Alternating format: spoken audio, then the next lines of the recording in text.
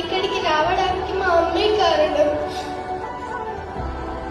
మా నాన్న second class లో చనిపోయాడు. అప్పటి నుంచి మా మమ్మీ